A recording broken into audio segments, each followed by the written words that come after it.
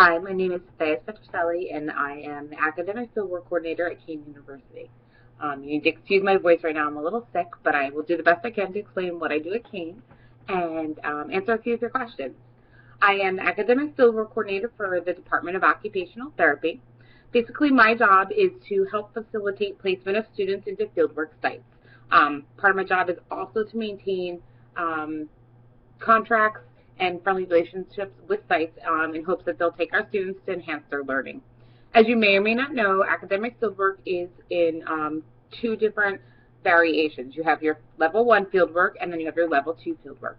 Level 1 fieldwork at Kean is in conjunction with your seminar, and those are specific populations of clients you're going to learn about. Level 1 is really to expose you to the clinic, let you see how OTs are working out in the field, get you comfortable with working with and talking to clients, whereas level 2 really is that final building block to making you a professional occupational therapist. A level 2 fieldwork is actually full-time for 12 weeks under the AOTA guidelines. Fieldwork is a very important piece of your academic education as an occupational therapist, and finding a just right fit is part of my job to ensure that you get the appropriate education you need. Some of the questions I got, actually there was a lot of questions, so I'll do my best to answer them as much as I can. I couldn't get to all of them. They were really good questions. Perhaps the first one I want to answer is, for observation hours, is a list of suggested facilities that we're allowed to observe at. We really don't give a list of suggested facilities. We just ask that you look at a variety of settings and see OT in multiple settings. Call multiple places, a pediatric place, a geriatric place, a hospital, an outpatient. Really get exposed to what OTs are doing out in the field. The next question is, if accepted into the OT program at Kean, will we be required to obtain an internship while we're at the program? You'll be required to complete an internship but not obtain them. That's actually my job. My job is to seek out and make contracts with fieldwork sites. It actually is a whole entire kind of dance that I do, having to do with legal, logistics, faculty, syllabus. So it's actually my job to find you the placement based on your best fit needs. The next question, within the OT program, is there a class that helps you with preparing for the national certification exam for OT? All the classes help you prepare for the national certification exam. Our curriculum is designed around AOTA and ACOT standards, which help us get accredited to be a occupational therapy program, preparing you for the OTR exam. So the short answer to that is everything you do in the program will prepare you for national registration. That being said, there are certification courses for test prep that you can take after you finish your fieldwork. At times we do host them at Kean University, and also we do give that opportunity for students to practice the testing questions. Another question that was given to me is, how will Kean prepare students to work with clients of lower socioeconomic status?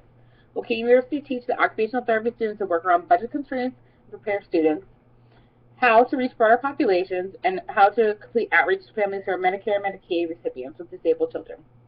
The answer to that is that we do actually look for a well-rounded fieldwork experience.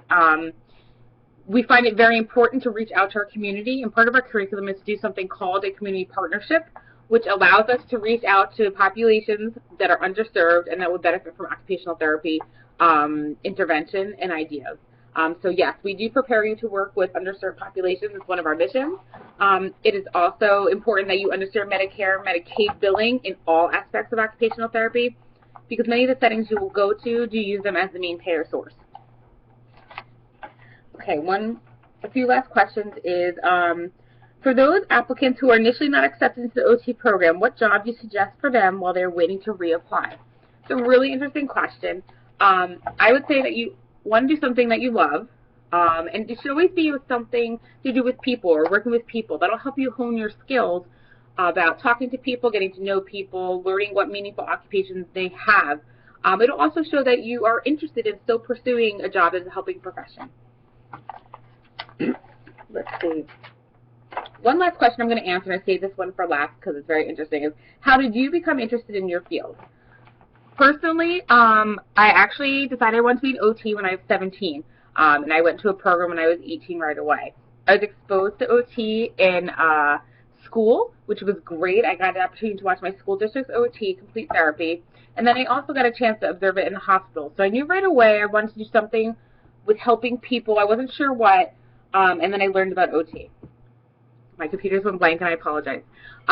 So that actually pushed me towards looking into what it was. I had a friend who went to OT program 2 years before me, and I remember asking her what OT was about and being really interested in that it's just a program that you can really look at everything a person does and how it incorporates the whole person into treatment, and that's what I love. I love talking to people. I love getting to know people, and that's really what being an OT is to me. If you have any more questions, you can ask Professor Camacho, and I hope this was informative. Thank you.